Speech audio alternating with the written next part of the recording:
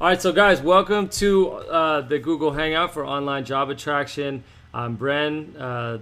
Thems call me Master Transformation Mentor. You can call me whatever you please, but yes, my name is Brendan Charles Rosenblatt Davis. That is Daniel Israel Gonzalez. Yeah, that's right. Did I get it right? That is your middle name, right? No, Israel's my dad's name, fool. What's your full name? What's your full name? Like with all the Daniel Adrian Gonzalez. Daniel Adrian Gonzalez here, online marketing expert, search engine optimizer, formerly and now current conversion rate optimization specialist. Yeah, that's basically what he does, online marketing. So let me start by just kind of telling you how I know Danny, how he sort of fits into this whole picture, and how this whole thing came about. And then we'll get into the online job attraction strategies, just real, concisely, guys, before we jump in, what you're going to walk away with at the end of this. And we'll go, what do you think, Danny, like 45 minutes or so? 30 minutes or so. Okay, the presentation's will be about half an hour or so, and then we'll do some Q&A at the end for you guys. But basically, what you're going to walk away with at the end of this is a very clear and concise idea as to why LinkedIn is the single biggest opportunity for getting jobs online, and also some very specific action items that you can take away from this, some how-to that you can apply right away. So hopefully that sounds good. Does that sound good to you guys? I would say give me some nods, but I see only pictures, so let's hope. I hope you're nodding behind the pictures. All right, cool. So you're with us. We're nodding. We're nodding. All right, excellent. All right, so just want to make sure everyone's with us. All right, so the way Danny Gonzalez, right? Who is Danny Gonzalez? Danny Gonzalez is a friend of mine from way back. Now, me and him were friends. We met freshman year in the dorms in college, San Francisco State University. We were both studying entrepreneurship, and Danny was someone I've been friends with just sort of for a while now. So what happened is I had been doing online marketing for a number of years, and I was living abroad. I moved back to San Francisco, and Danny was like, what's up? Let's catch up. So we met up, and he's like, tell me about this internet marketing thing you're doing. And he got very interested in it. And I remember what I asked you? You're like, yeah, I'm looking at how to make passive income. I was like, ooh, I'm interested in passive income. Yeah. I thought it was very funny because he said, yeah, I'm really interested in that passive income thing. That was what he said. And I thought to myself, okay, who's not interested in that passive income thing? Like, that's pretty much everyone. Money. Lots of money, a little bit of work. Yeah, sounds good. So basically, Danny knew nothing. Danny, you knew nothing about online anything before that point. I mean, you'd use Facebook and you knew how to use Google, but in terms of online marketing or anything like that, you were pretty much starting from zero, right? Yeah, that's pretty much where I was at, man. I worked in a sales job and I picked up the phone and I called people for a living. Yeah. Right. So he, just like I said on the event description, he was just working this entry level sales job, and just a job that pretty much anybody could get fresh out of college. And he saw the power of the internet, and he wanted to jump on this. Okay, so there is like online business, which is one thing, and there's a lot of people that teach that. Now this is a little bit different. What we're going to be talking about is how to get jobs online, because that's what Danny did first, right? And Danny still does work for an employer. And he also has some side stuff going on as well. But if you're very new to the space, this is actually an incredible strategy to start with, because you sort of figure out the lay of the land. You figure out what the architecture is of how this whole world of online works. So just by focusing on getting a job online, that's like a really good starting point. So that's what we're going to talk about in the presentation. So fast forward a couple years, Danny. Well, let's just go to the next step. So we started with Danny getting introduced to the internet and online stuff. And then Danny gets an entry-level job for an online marketing agency. And Danny, you were making around the same thing that you were making at the entry-level sales job at that point, right? That was single grain marketing? Yeah, way back then, I think I was making $25,000 a year, and then I really came up and I made like $36,000 a year. From that point at single grain, and it's still really low income, at least for me. Can we see your face, bro? Yeah. Let me see if I can figure that It's, out. it's just weird because you're talking and I'm looking at me. Okay, cool. All right, so yeah, so you were basically making the same that you were making at the new job, but the new job was in an area, a brand new field, which was online, right? Yeah. Okay. So this is one point that I want to sort of bring up, right? If you are looking for employment, if you're looking for employment, it's really important that you focus on, and this is what Danny's experience taught me, was that it's really important for you to focus on the actual industry that you're looking at the job in. And Yeah, let's just jump into this stuff. And I can cover like a lot of those details, and so like we'll definitely get into that, cover that like industry specifics and all that stuff. So you have all that in the yeah, presentation. yeah, Okay, I've cool. got some slides here that I can share. Okay. All right, cool. So, someone muted Danny. That's not good. Please don't mute people. So, basically, Danny, you're muted, by the way. So, basically, just to kind of move things forward a little bit, Danny got the job for an online marketing agency in a different industry, right? He was working in just a sales job, and now he's working in the internet marketing agency, and he's making the same thing he was making. Now, in a single year, how long was it? 12 months, Danny? Yeah, about like 12 months. I think 10, maybe 11 months if I looked at the exact dates. Okay, so about a year, almost exactly a year, Danny goes and he almost, 40, 56, he like increases his yearly income by almost, 2.5 times, would you say? Roughly. Roughly 2.5 times, okay? And to this day, Danny, you're still getting weekly job offers, right? Yeah, I'll go into that. I'll show you guys the offers I'm getting. Okay, cool. So, I tell you that, guys, because I want you to know that this stuff really works, and there's massive, massive, massive opportunity here. And if you're running around submitting resumes to job websites, you are wasting a lot of time. So that's really a large part of why I'm doing this, that I really want to save you guys the time and frustration, and just I don't want you to have to waste your time anymore. And also, if you guys are interested in getting into an industry where there's massive amounts of opportunity, I want you to at least consider doing something involved with the online marketing space. So Danny, take it away. All right, sweet. Can everybody see my screen? Yeah, we need to see your screen, bro. All right, cool. So basically, we're going to talk about how to pimp LinkedIn so you can get jobs that come to you, or what I call passive job acquisition. Nice. And first, what I want to talk about is a couple of case studies. There's a guy named Paco that Brendan introduced me. He's like, hey, Danny, can you do me a solid? I got this buddy, Paco. He's new in the country here, and he's looking for a job. I don't really know too much of the specifics about his background, but he was not new in the country. He's just a recent MBA graduate, but fresh out of the MBA program and just really wanted a job.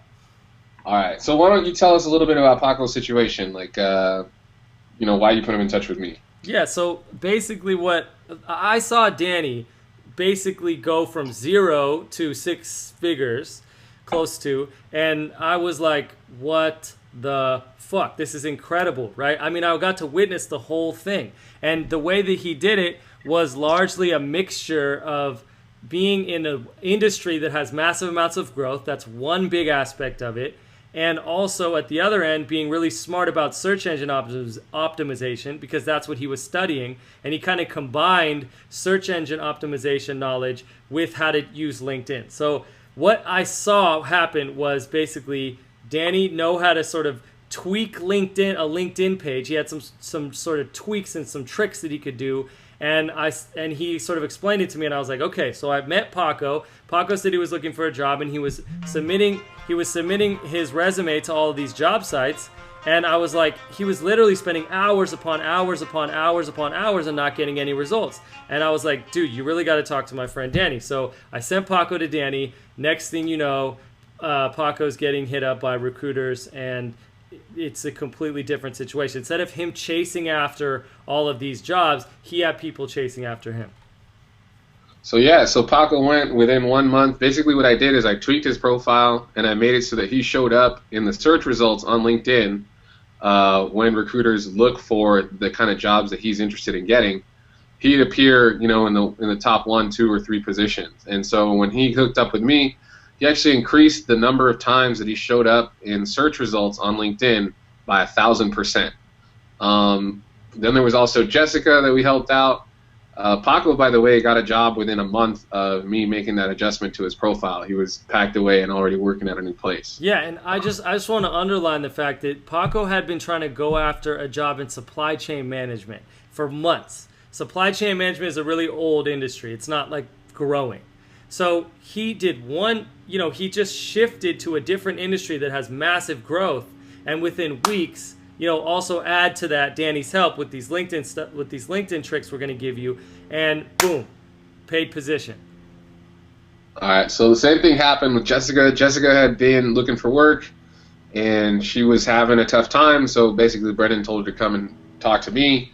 Long story short, I was able to get her, not that I got her, she got it herself, but she was in a contract or 1099 position within 2 weeks of the adjustment that I made to her profile.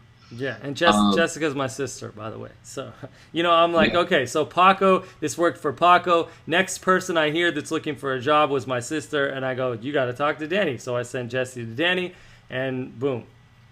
And then I got a buddy of mine from way back. We worked at a company together at another agency, and I helped him with his LinkedIn profile, and he's now the director of paid search at Elance, which is a massive, massive tech company in Silicon Valley. And then also, I guess the fourth one would be me. I get job offers on a weekly basis, and I also work from home. So I want to show you guys kind of what my LinkedIn inbox looks like. I get hit up pretty much on a daily basis by people who are looking to hire or who are looking to find someone with my skill set. And I just want to show you guys some of the messages that I get. So this is Mercedes Harrison. I'm a corporate recruiter with Bed Bath & Beyond, interested in your profile. We have opportunities in the e-commerce department. This is some girl named Caitlin. She's a recruiter with Genesis 10 in need of a certified Marketo expert. We got Jessica Ashley. I was wondering if you'd be open to new career opportunities at this time. She's looking for a senior manager of demand generation over here in Sunnyvale. Then we got this guy, Weston Berg. He actually sent me a job description because I actually talked to him a little bit instead of ignoring him. He needs a senior web analytics and manager of testing and personalization. Here's Betsy Vincent, and this is just going back to January. So the month of February and right here at the end of January, guys, I literally get hit up constantly by people who are looking to hire. E-commerce manager position, service, whatever company that is. Janet looking for help with SEO. I didn't reply to her because I don't do SEO. She didn't really research me, so obviously what's the point of talking to her? Jenny Gasparis, I found your profile impressive. I wanted to reach out to you and see if you or someone you know might be interested in a financial service business analyst opportunity. Right, so this is why we call this job attraction, because instead of going out and job hunting, you're actually attracting people to you. And I just want to remind you guys that all of this stuff, I don't even know what some of this stuff means that Danny's saying, analytics, whatever. But Danny didn't know any of that shit either, just a couple years ago. Yeah, so what you guys just saw is basically what it looks like when it's working, right? So the question is, how do you get people to want to hit you up? That's kind of the first question that I address or that I think about when I'm working on this thing. And so the first thing you need to do is you need to learn your industry's lingo. So, you guys unmute yourself if you're on mute. What are the industries you guys are interested in working in? Do you guys know that yet? Chris, I'm sure you've got some idea, right?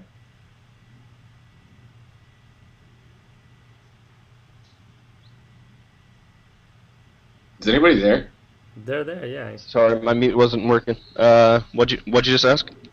What interested? If you're gonna get a job tomorrow? What industry? Yeah. Yeah, I'm in mechanical engineering, but I'm looking for project management or technical sales too. Okay, cool. So the key there, I'm sure if you come from that background, then you know your lingo. But I was changing industries, going from just simple sales to kind of technical marketing.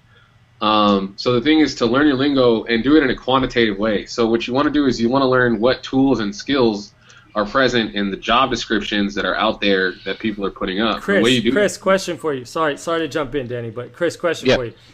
Is that the industry that you want to be working in, or is that just the industry that you have worked in, or both? That's the industry I have like 9 years of experience in, Okay. and I'm trying to get into something that isn't just sitting in a desk and using, 3D CAD all day, making blueprints.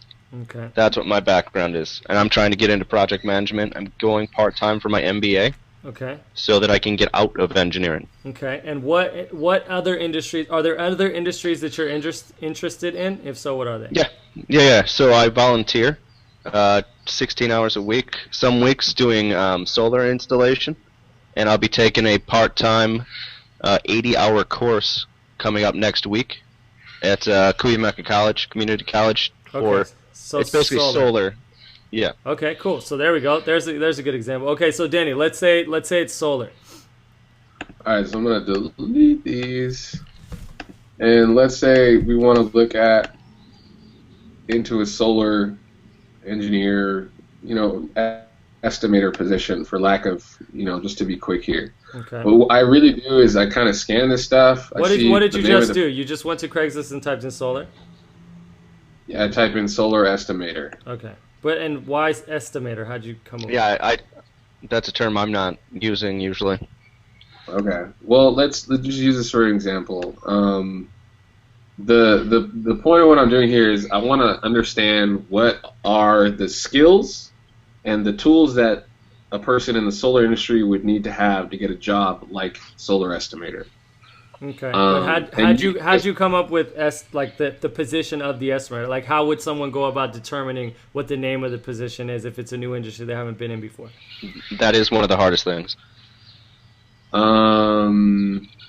You just, I mean, honestly, you take a stab at it and you think, hey, well, all right. So the informed way to go about it is to do informational interviews. You would send emails to all the people who are in the positions that you think you want to be in, and you say, hey, I'm new to this industry. I just wanted to learn more. You've about what it's like. You're obviously someone who's achieved a certain amount of success, and I hope to be able to achieve success like you have someday. Okay. So you kind of stroke their ego a little bit, and then what you do is you just ask them, what do you do on a daily basis? What's it like for you on Monday at 2 o'clock in the afternoon? Mm-hmm. Anything else you're curious about? And then you can kind of figure out, okay, what am I really interested in? And then you just take that job title and you can stick it in here. You can put solar, you can put lawyer, you can put whatever the job title is that you're interested in. Is there a way that they could get an idea of what the name of the job titles, what the names of the job titles are, just by maybe messing around with Craigslist?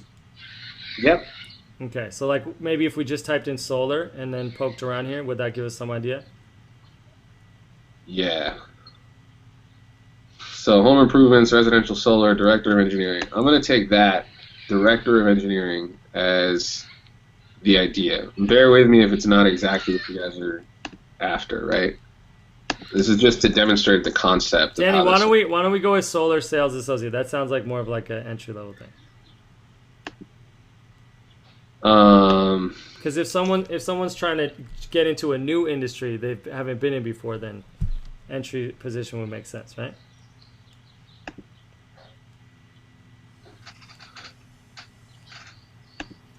All right, so let's see. Okay, so we just on Craigslist jobs and we type in solar, we found solar sales, and then we typed in solar sales. This is actually a really shitty example, so I'm going to go back to digital marketing. The point of the exercise here is to try and identify the skills and the tools that people use on a daily basis. If you're in solar sales and you're knocking on doors to try to sell solar, you just need your hands and a rock. So let me see. Account executive.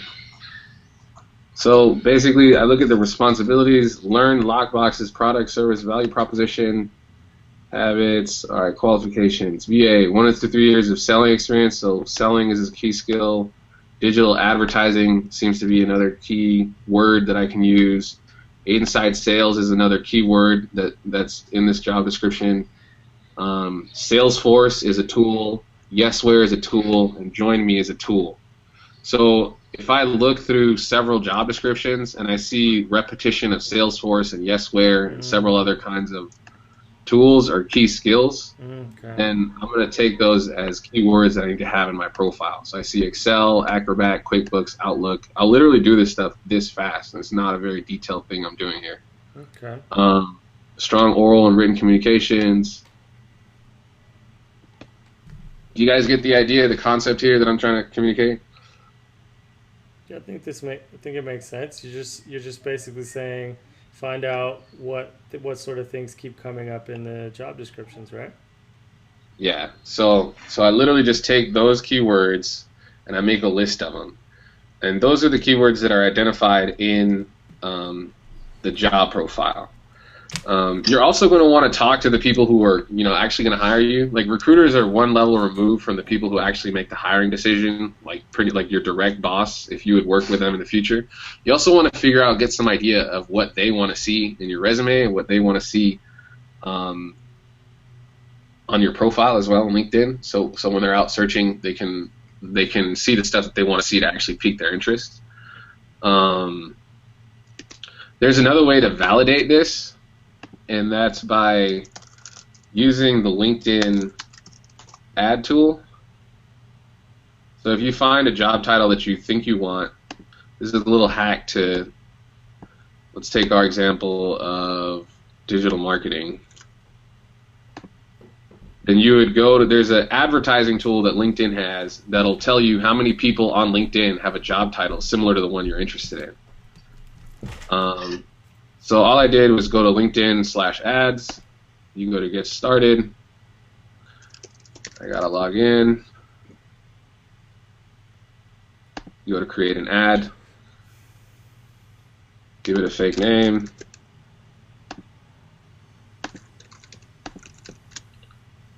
And then go to next.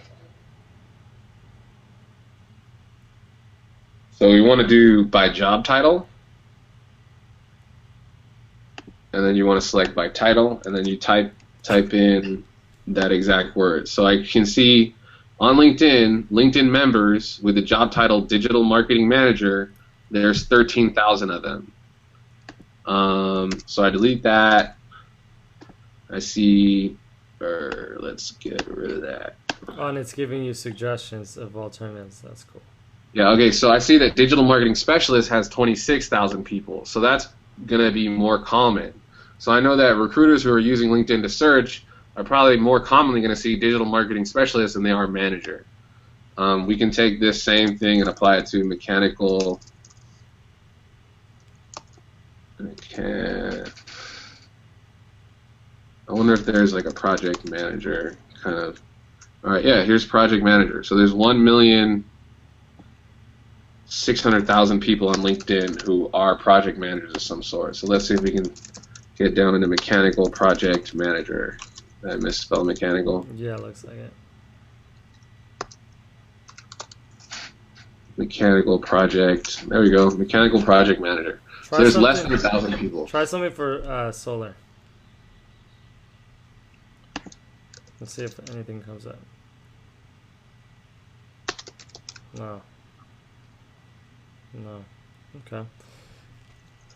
So you can use this tool to figure out how many people have a similar job title, and then based on that job title, you can determine what are the keywords that you want to target in your profile.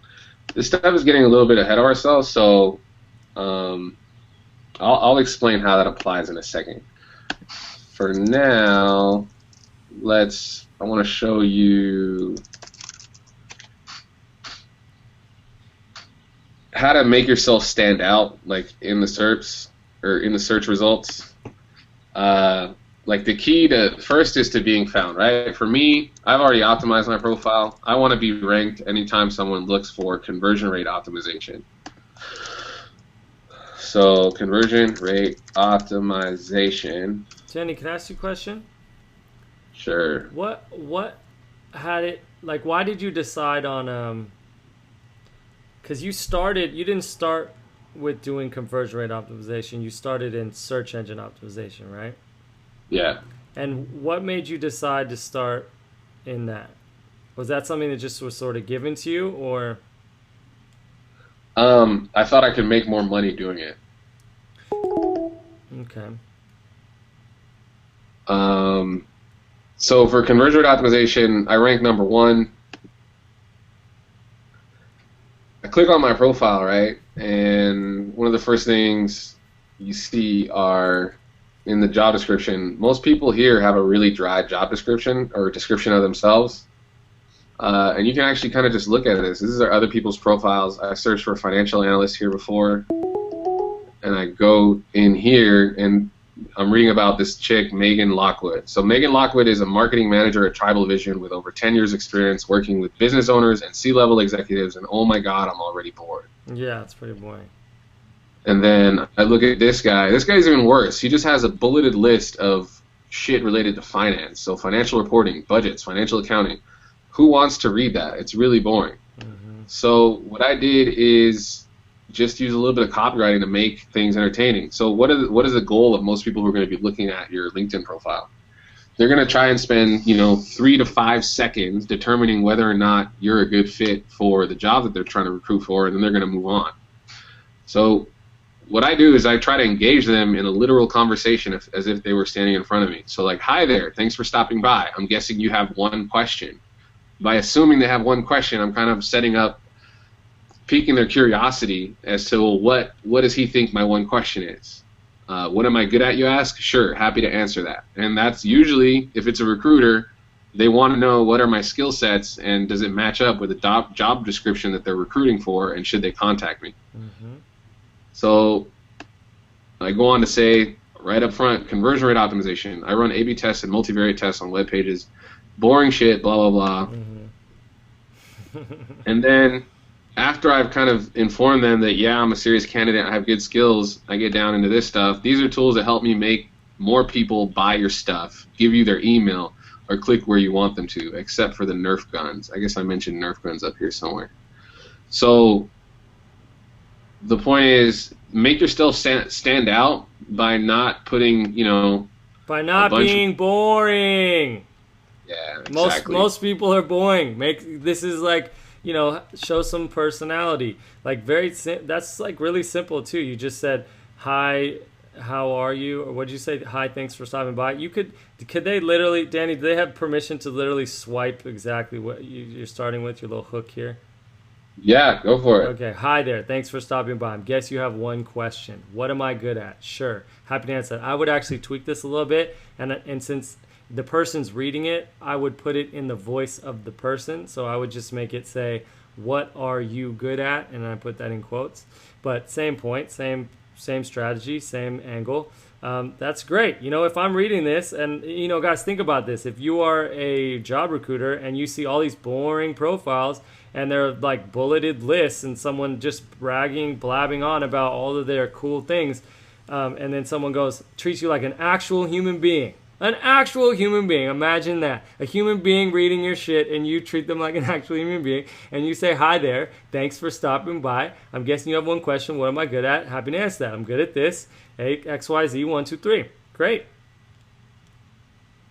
Sweet. So that clear, guys? Any questions on that?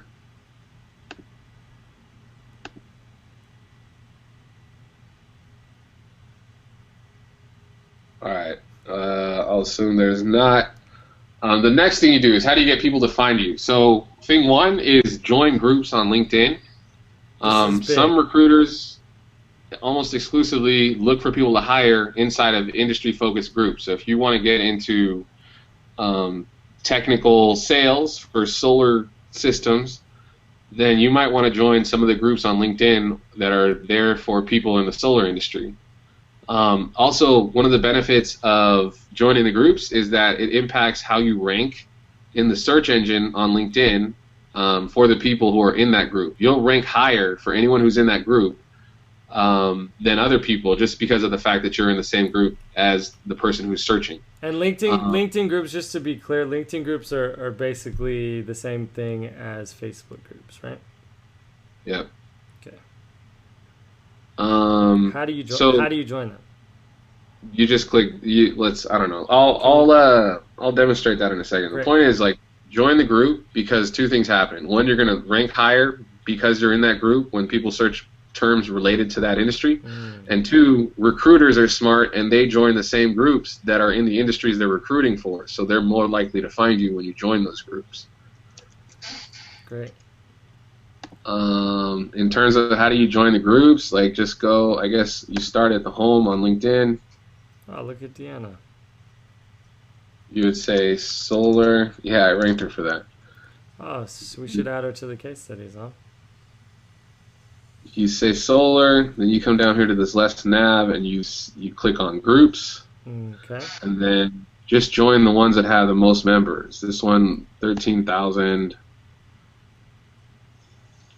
whatever. It's got a lot, Okay, here we go. 65,000 members, 53,000 members, 51.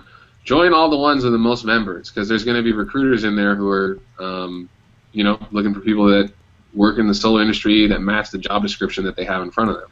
Great. And so just type in the name of your industry and then hit groups on the left-hand side and just join a bunch of those groups. Is there a certain amount that they should join? Is there like a minimum? Is there a maximum? There's a maximum of 50. Everything else is up to you. Okay. The second point is connect directly with recruiters. Recruiters are LinkedIn whores, and they connect with everybody. So what I do in order to get in better touch with recruiters so that they can hit me up is I search in groups and I look for recruiter. Then Recruiter Network has 529,000 members. Then it drops down to 78,000. Anyways, I'll join several recruiter groups. I don't hit anyone up. I don't even participate in the conversation. I turn off all the alerts related to the group. But what happens is now I'm in the same group as 500,000 people who work in the recruiting industry, and their sole function is to hire people. And in addition to that, I'm now going to show up higher in the search results for these people because we both belong to the same group. Cool. So join groups that are related to your industry and then join some recruiter groups. And then how many is a good number of those to join, would you say? I really like that part right there because I had no idea. Because I have the groups, but I had no idea that recruiter groups count too. Yeah, recruiter groups count, and the really cool thing is when that recruiter, if a recruiter is in the same group as you, and they search for a skill set related to the industry you want to be in or related to the skill set that you have, you're going to be more likely to show up above everyone else because you have that common point of being in the same group with them. Yeah, when you're in the group, like LinkedIn will tell you, well, start saying stuff, and then it's like, dude, I have like 20 groups. I can't say stuff every day, or it's too much. Yeah. So I turn off all the alerts because this really isn't about being a good social media citizen. It's about making it as easy as hell to get jobs. Yeah, that's awesome. They're liking it, Danny. They're liking it. You're nailing it, bro. You're nailing it. So cool. So how do you get people to find you? How to show up when hiring managers search LinkedIn. All right, so the more people who find you in search, and when I say by search, I know this can sound pretty vague, but when I say search, man, I mean, like, recruiters, this is literally what they do. They log into LinkedIn, they start from the same home screen that you do, and they say, okay, today I have to recruit for a solar sales manager, and they click search. Mm-hmm. And what they're going to find are people who are the people who they're directly connected to, then people who they have some other form of connection with, like being in a group, and then the rest is the unwashed masses of people. Anyone with sales manager. You cutting out a little bit there, Danny. Danny? Is it just me, or did Danny cut out? Chris, can you chime in here?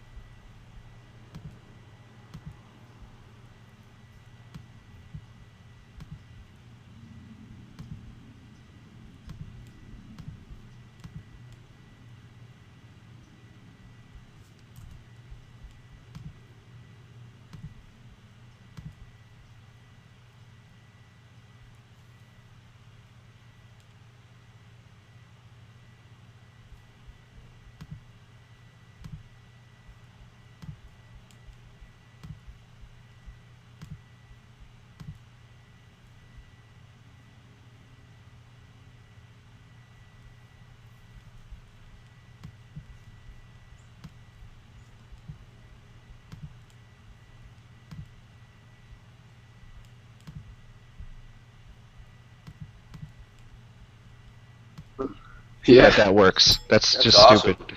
Yeah. So I try to keep my profile serious, right? Because LinkedIn is a serious place, but the algorithm for search is so stupid that all I have to do is say the word conversion rate optimization more than anyone else, and I'll show up number one for that. And that's great for when people want to hire freelancers or when people want to hire, someone for a new position.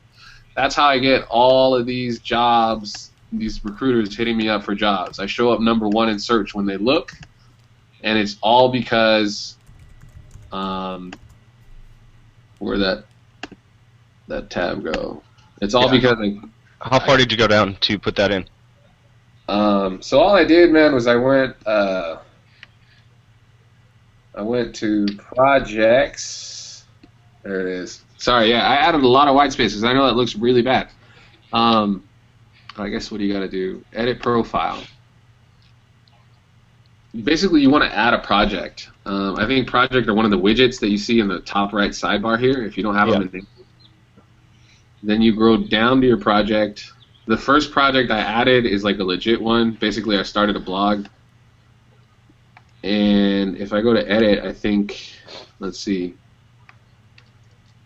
All I did was left a ton of white space, and then at the bottom there's a bunch of periods. Mm-hmm. And that way, that area becomes really long and white, so it gives the profile kind of a fake bottom. You know what I mean? It seems like it ends. Yeah. So it's funny because I have another friend who does this, and she taught me about these groups, and she went through my resume and did it, professionally, but she didn't mention this part of, like, she doesn't know about this part, I guess, and she basically just cut out all the extra terms, for my stuff, my skills, so I didn't repeat all those things like you just said to do. Yeah. So that's probably why I'm not showing up like you are. This is the only reason I show up number one, and I mean, that is ridiculous. Look, I expand the profile. I think the character limit is around 1,000, and so I literally just repeat the word conversion rate optimization analyst. I take every single position, name a position that I want to be ranked for, and I just repeat it. User experience, usability, conversion manager, A/B testing, e-commerce, demand generation. You see how this aligns with the job titles that I'm getting hit up with? E-commerce manager,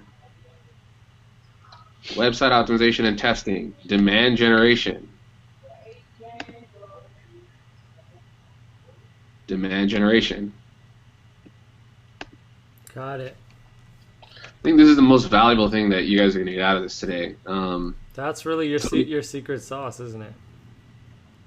Yeah, that, and if you combine showing up in search with a profile that talks to people with human language, not like a robot listing off bullet points of financial related terms.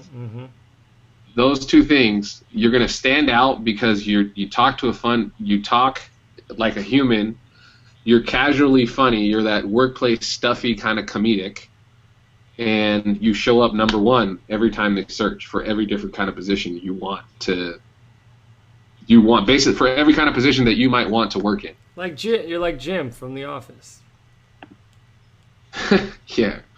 I don't know who Jim is, but sure. You never seen The Office? No, I don't watch that. That's a shame. The next thing, how to be sexy and make recruiters want you. So, at first, this is kind of nuanced stuff, guys. This is like once you get into conversations with recruiters. Let me see if I can find a good one. Here we go. And by sexy, I assume you mean sexually appealing. That's accurate. There we go. Hi, Daniel. I'd like to add you to my network. I understand you may not be looking based on your current position, but I would like to make sure, because timing is everything, we have a fantastic opportunity for one of our retail clients, blah, blah, blah, blah. And then here's my response to him. Hi, Weston. Thanks for the note. This sounds interesting. I'm curious. What's the company? So I'm being really Danny, short. Danny, you explained this to me before we got on the call. And this is basically your sort of pre-framing the job negotiation, right? Yeah. Okay. Can you just talk a little bit about that, explain a little bit about that, why that's important, what kind of insights that you have on that? basically, Like, why wouldn't you just respond to the message as you would normally when a recruiter hits you up? well, I mean, honestly, this has become kind of a natural part of how I respond to people. I literally get hit up with this stuff constantly, and most of the time I just delete it. I don't have the time to be courteous. Right, but these people are not in your position. They want to be in that position where they're getting hit up constantly. But if a person is getting a message from a recruiter, why wouldn't they just respond normally, like, and reply to the message eagerly or however they think to respond without any other advice?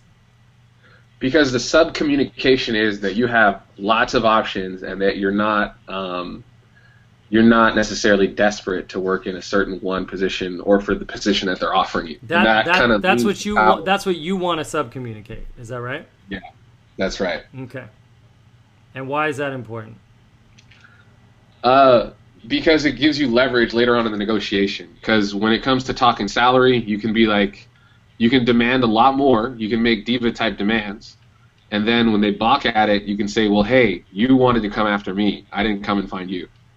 Yeah. And Danny, just as a side note, guys, Danny has taken this about as far as you can take it. So so yes, you can literally do this. And okay, so now let's talk about how. So how do they do that? What do you put in your message? What's the strategy and also the tactic? Like literally, what do you need to be thinking and what do you actually need to be saying in the messages? So first message that a recruiter sends you is going to be trying to pitch you on the job. It doesn't really matter what they say.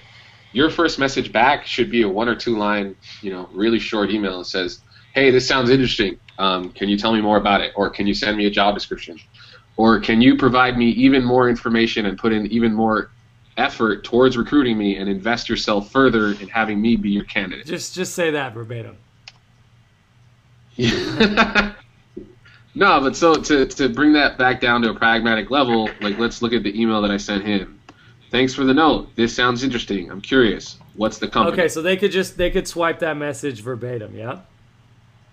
You could, yeah, you could. I mean, but if they don't mention, if they obviously read the message. Yes, don't be dumb. That's always a disclaimer. They know that. Then he sees where I'm at, so he comes back at me with a one-liner. The client is Williams-Sonoma. Would this interest you? And then I hit him back with a bit of a longer message. It actually does interest me. Their time, so I pay attention to what Williams-Sonoma does in my industry. They're smart people. Okay.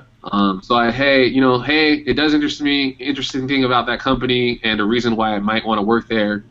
Then I asked, do you have a job description? I want to check and see if it's going to line up with what they're looking for. So I want to see if I align with what they're looking for in the job description. That's like a bunch of stuff. We could get into like, basically I'm doing the recruiter's job for him because I'm like looking at my experience and what they want out of the job by reviewing the description, and then I'm like making the judgment as to whether or not I'm a good fit or not. And then that also plays into how much I can negotiate salary, because how much of a good fit I am. Like if I fit everything in the job description to the T, then I can really make big demands because like I'm the perfect fucking candidate. If not, then I can kind of gauge where the gaps are between the skills that I need to have and what I'm going to need to negotiate down the line. Okay. If the job still interests me. All right, so can we go back to the slides? You had like sort of like a 3-point checklist there of things they should be doing when they're responding to messages? Yeah, so simply put, be a little bit distant, be a little bit short and nonchalant. Then when they get back to you, ask them for a job description or ask them for more information somehow about the job. And then if you want to, you take a phone interview. Most of the time I don't take a phone interview, but you'll probably be taking all the phone interviews. So just take them and at the same time be casual on the phone interview. Like, don't come into it like you're trying to impress them. Come into it like you're secure and stable and you already have a job and that they're trying to recruit you out of that job. And you're trying to evaluate, is this opportunity better than where I'm at right now? Okay. I have to add on this one. I've had before even moving here, I've had over 50 job interviews, and at the end of it, what you're doing with your profile, just making it seem like a real person. That is why recruiters call me back. When they get a new position, because I make them laugh during the phone interview, and they're like, oh well, hey, if this one doesn't work out, I'd like to talk to you again, and then I've had them actually remember, like I did a half marathon and I was training for that. Like, they remember that stuff and they're happy to talk to you because you seem like a human being. Yeah, totally. I mean, Totally. especially technical, because engineers, are boring people. All right. So they're like, you're not a normal engineer, dude. You're like laughing. That's cool. Especially if people in your industry are boring. Yeah, that's good. And that's the same in Danny's industry. It's very technical. It's very sort of boring. So personality. Yeah. That is hands down one of the best ways to distinguish yourself. So I mean, we could go into these details like really deep. Well, let's just speed through them, Dan. Let's just go through them. Let's. So I just want to leave you guys with really one. The interview is going to be like your responsibility not to screw that up. But there is one thing that I really think you should pay attention to so you don't fuck it up. And so how to not get fucked by the salary question on the first phone call. So this is really common, and I've had this happen to me a lot. We're dropping F-bombs. It took me almost a year to figure this out, like of just getting interview calls and back when I was really aggressively chasing new positions and switching positions like every 6 months. This fucked me over for a while. Recruiters will try to nail down your income to the lowest level that they possibly can on the very first call that they have with you. And the way that they do that is they ask you this question. What is your current income at your job right now? And that might seem like an innocuous question if you're not kind of savvy with this stuff, but what they're doing is they're anchoring what you make now to the price that they're going to offer you in the job offer. So what you want to use is some conversational judo and just memorize this. This is literally a script that I use word for word. At this point, I'm much more interested in whether or not I'm going to like the position and if I'd be a fit with the people and the culture. If I do wind up working out for the position, I'm sure we can find a salary that works. Boom. Yeah. Boom. So that's how you get around the salary question. There are scenarios where the recruiter will insist and say, oh, I just have to fill out a form on this application sheet. So what did you make at your last job? And I totally ignore their question. Like completely, and I respond with, well, what's the range for the position? What's the salary range for the position? And at that point, like a lot of these recruiters are pretty savvy. Like their job is to negotiate down your basically the income you're going to get from the job as much as possible because they save a ton of money for the company that way. If they save the company, a certain amount of money, then like boom, they just made their bonus at the end of the quarter because they achieved all their goals for the amount of salary that's going to be allotted for the hiring on the quarterly basis or whatever it is. There's a distinguishment to be made here. A lot of recruiters are outside of the organization. They're kind of headhunters that are hired to go and find the job, and they get paid on a commission basis. And then there are people who are internal. They get paid on a salary basis, and they just go and find people all day. The ones who are outside of the organization are going to be way less savvy, and they're going to stop bugging you the first time. The ones who are inside might bug you a second time. And then it's highly unlikely they might persist with you a third time. Whatever they say, it doesn't really matter. My response to them is this. I don't negotiate my salary based on what I've made in the past. I negotiate based on the value I can bring to the organization. And then I repeat myself. At this point, I want to make sure that there's a fit culturally before we talk numbers. Is that okay? And usually at that point, they'll be like, okay, well, fine. Or if they go, this has never happened. Actually, no, that's not true. This happened to me once, where a chick was basically like, fuck you, tell me what you made. She had persisted for a fourth time. At that point, I told her that I'm not interested in the job and that she should find another candidate. Okay, so that's pretty much an almost never type of thing. So as long as you just sort of get past the question twice, you're good, yeah? Yeah. Okay, let's keep it moving forward here. The key takeaway is the interview should have responses that you've scripted and you practiced in mock interviews with friends.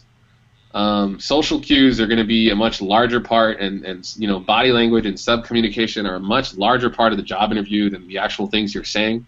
Assuming you know what you're talking about, or assuming you can learn what you need to learn so that you know what you're talking about, all you need is practice in the words that you're going to be saying, and that'll make you calm, smooth, and collected.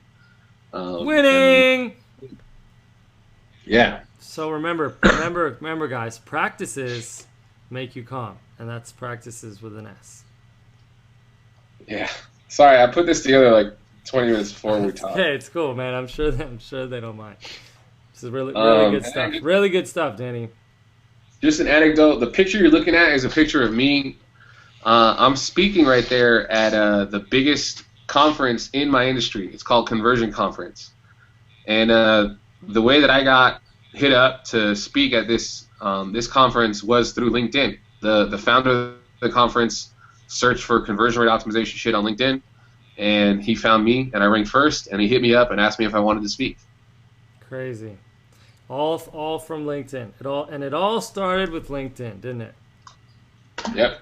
So you can literally go from knowing nothing about an industry to being an industry thought leader, speaking on stage to your associates in just a couple of years. I mean, that's absolutely phenomenal, Danny. Like, I'm ridiculously happy for you, man.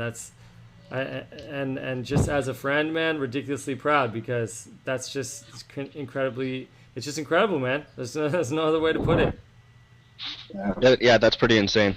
I've been on here for, a few years, but I never really used it until just this, like, a few months ago.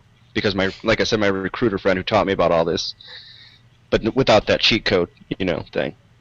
Right. Yeah, it's a little bit different. Yeah. Any question you guys have? Justin, any questions we can answer for you, Ben?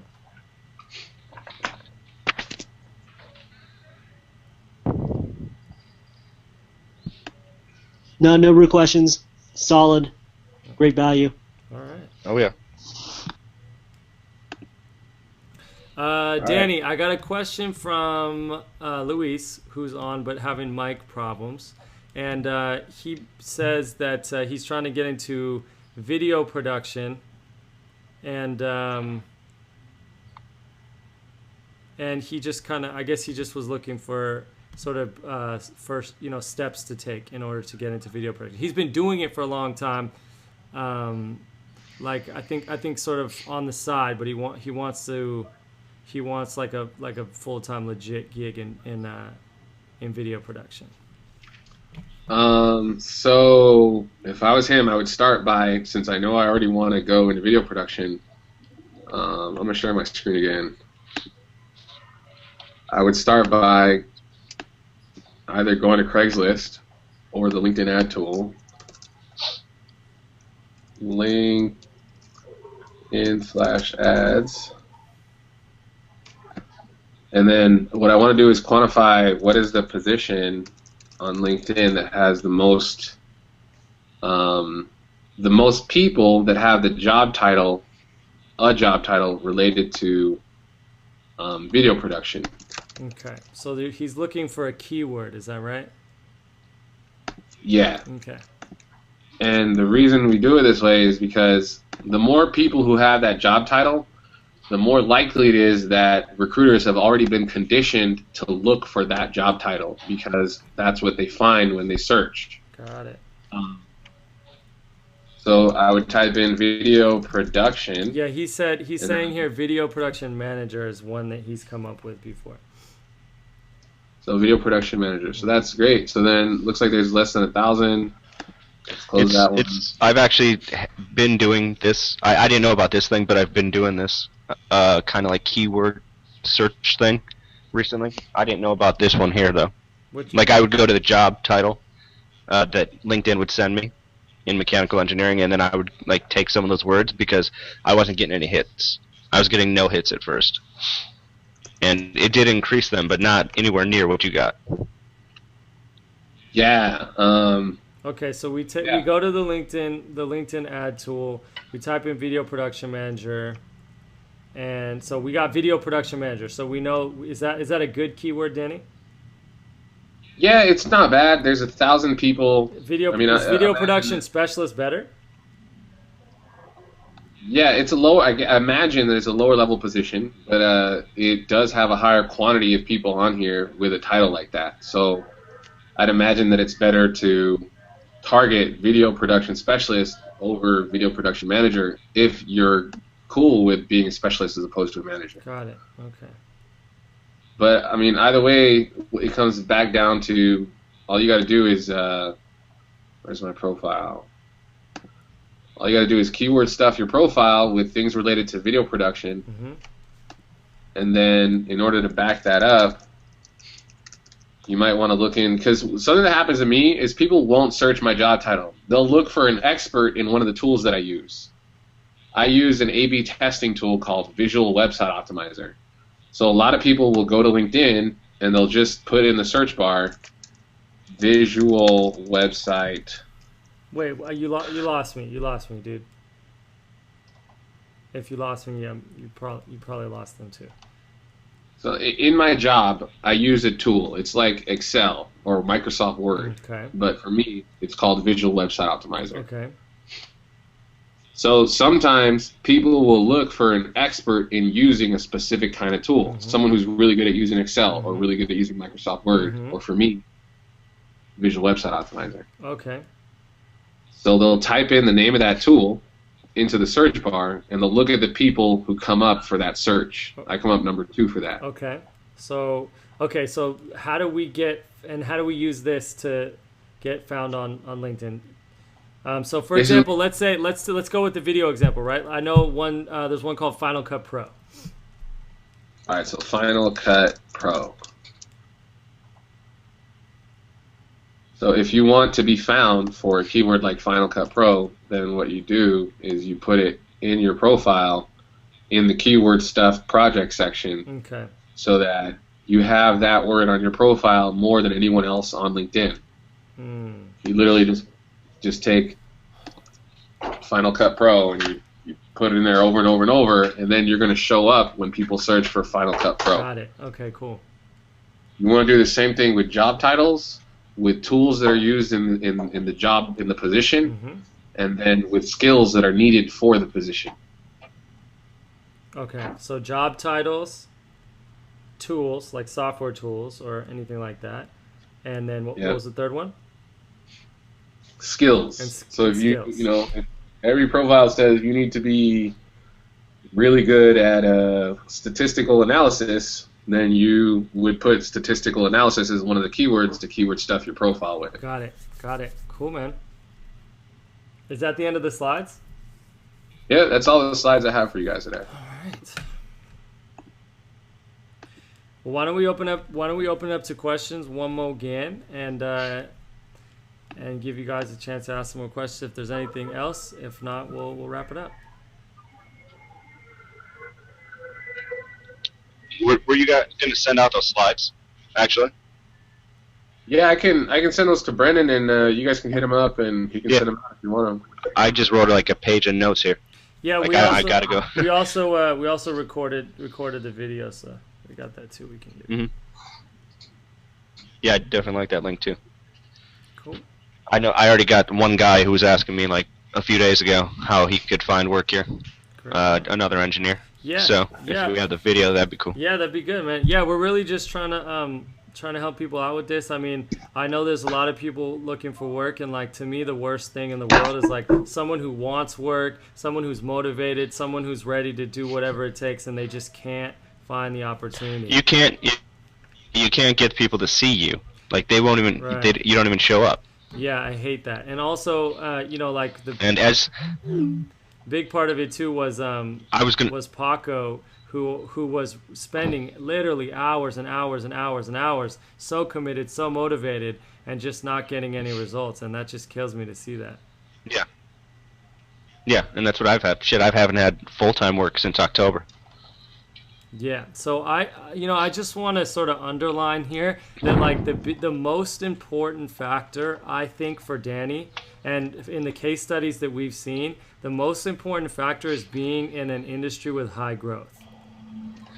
So that's a really, really important thing. I just wanted to kind of underline that one. And I know that's a big reason why Danny's been able to go so far so fast, because he was in an industry that was extremely high growth, and then he found a sector of that industry that was having explosive growth and still is growing and will continue to grow for years. So that is something called getting things working in your favor, and I think that's one of the best things that you can do for yourself if you're really trying to make this easier rather than harder on yourself. Mm-hmm. Yeah, I definitely appreciate this. Cool. All right. Well, if there's not any other questions, we'll send it out one more time. Going once, going twice, going 3 times. Let me check the messages. I think we're good. All right. So yeah, guys, thanks for participating. Danny, thank you. And I hope you guys have enjoyed this one. I hope you found it valuable. And yeah, like I said, just trying to help guys out and really help sort of get people up to speed on like what the most current stuff is and with the internet and how to really use it to attract jobs. So Danny, thanks man, thanks for taking the time. I'm sure the guys really appreciate it. I know I definitely did. Yeah, awesome, man. Happy to do it. Thank you guys for coming, and hit me or Brennan up if you have any questions. Happy to answer any questions you guys have afterwards. Cool. Yeah, man. Thanks, guys. Yeah. All right. All good. Catch you later.